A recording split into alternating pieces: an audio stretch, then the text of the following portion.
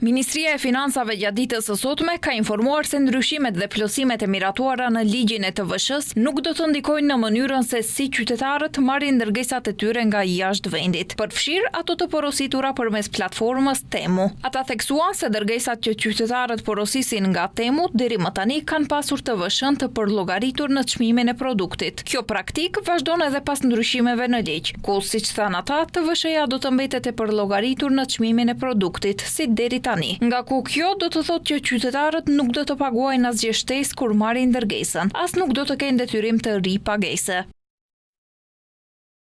TVSH-ja që është përllogaritur tashmë në çmim ndaj shtetit paguhet nga dërguesi ose operatori postar i autorizuar, me të cilin platforma ka marrëveshje. Ministria e Financave thekson edhe një herë se ndryshimet ligjore nuk ndryshojnë metodën e pranimit dhe zhdoganimit të dërgesave. Kuvendi votoi ndryshimet në ligjin e tatimit mbi vlerën e shtuar, të cilat shfuqizojnë lirimet nga TVSH-ja për dërgesat online me vlerë deri në 22 euro. Qëllimi i këtyre ndryshimeve ligjore, siç thanë ata, është përforcimi i ekonomisë vendase, mbështetja e kompanive lokale dhe krijimi i vendeve të reja të punës. Me këto ndryshime dhe plotësimet e ligjit të TVSH-s, nga Ministria sqaruan se bëhet një hap i rëndësishëm në mbrojtjen dhe zhvillimin e ekonomisë vendore, veçanërisht në kushtet e globalizmit intenziv dhe rritjes së tregtisë digjitale, ndërsa po kontribuojnë edhe në uljen e ekonomisë gri. Sistemi i mëparshëm lejonte apozime të mundshme, importimin e mallrave të liruara nga TVSH-ja që më pas shiten në tregun vendas. Ndaj për këtë arsye, zgjidhjet e reja ligjore e parandalojnë këtë praktik dhe sigurojnë mjedis tregut të drejtë dhe të kontrolluar.